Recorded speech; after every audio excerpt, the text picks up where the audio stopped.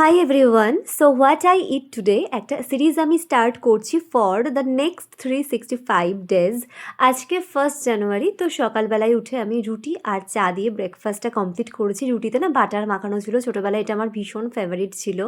তারপরে মা দিয়েছিল ছানা, which is very healthy also, তো সেটা খেয়েছি, বাট চিনিটাকে সরিয়ে দিয়েছি। তারপর নেলস করেছিলাম বলে কদিন ধরে মাই খাইয়ে দিচ্ছিল, বাট আজকে আমি নিজের হাতে খেয়েছি, তাও আবার মাছের মাথা দিয়ে ডাল, যেটা আমার ভীষণ ফেভারিট।